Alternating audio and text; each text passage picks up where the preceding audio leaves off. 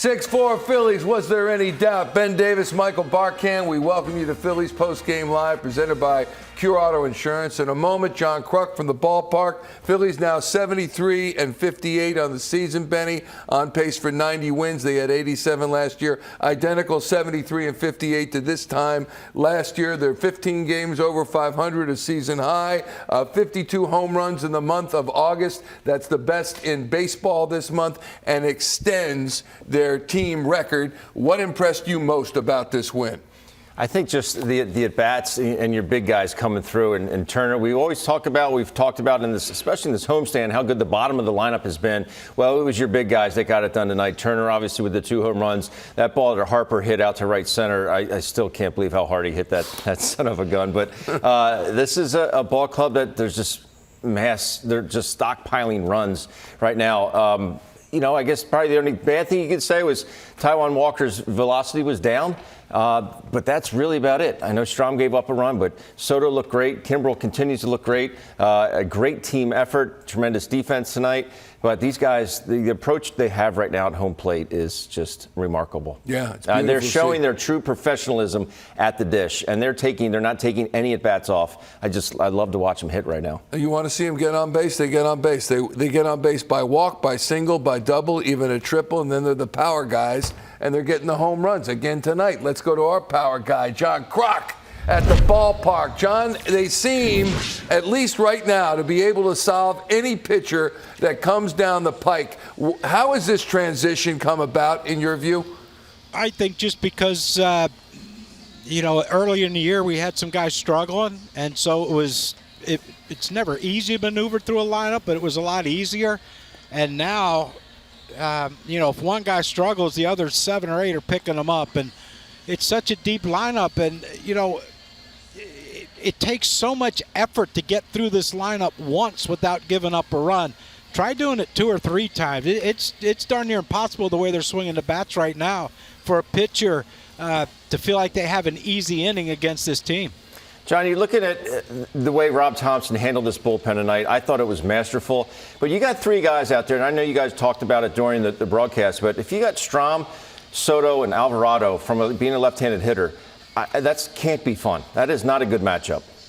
No, that's why you probably wish you were a switch hitter like you were. But, yeah, it could. I think if you face those guys, you'd have to guess right, and don't miss it. But that might be the only shot you get, especially with Alvarado with that cutter and 100-mile-an-hour velocity, of course, and Soto's the same. But yeah, it can't be any fun. The other team having to try to, first of all, if you're a manager, if you're Phil Nevin, you have to manage against this offense. Okay, what can we do to keep this offense down? Now, what do? We better have a lead going late into the game, because if Rob can set his bullpen like he did tonight, it ain't easy. And I think that's what makes this team so dangerous moving forward and hopefully into the postseason. How about Taijuan Walker tonight? Ben remarked that his velocity certainly wasn't up. We see it go down. We see him start with it down, and then it goes up. He ends up pitching well for him. What's his immediate future, do you think? Can he continue this way?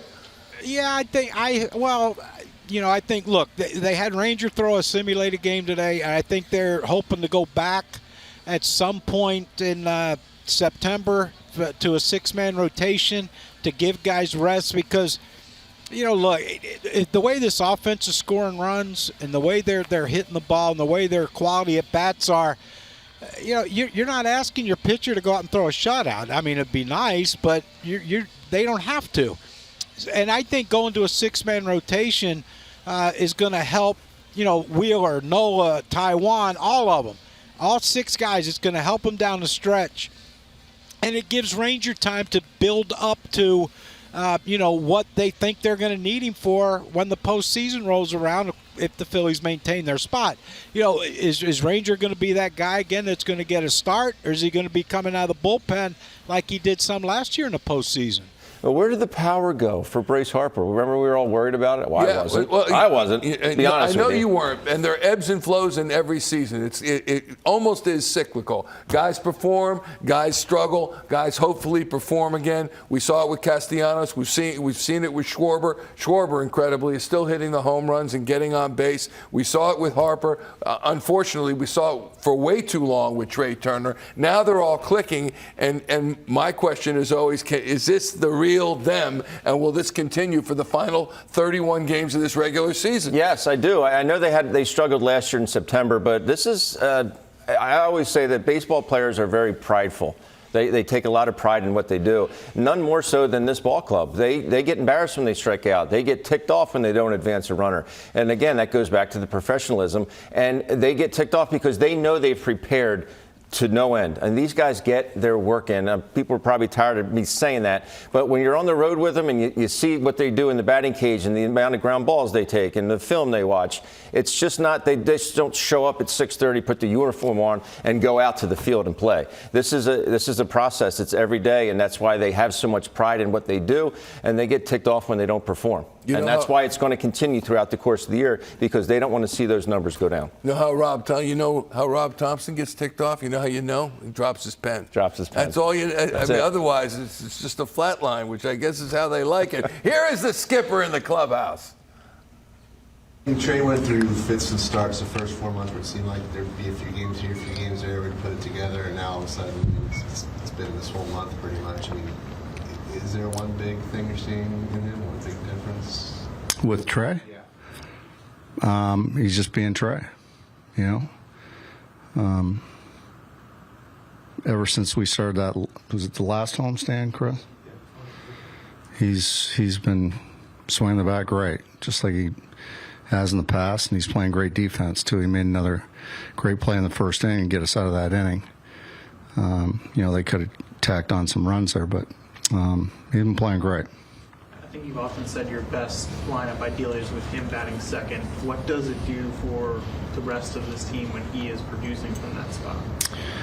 Well, you know, he's a combination of on base and slugs. So if he slugs, you know, we're putting up points, and if he gets on base, then you've got the slug right behind him too. So it makes the lineup very dangerous when he's doing what he's doing right now.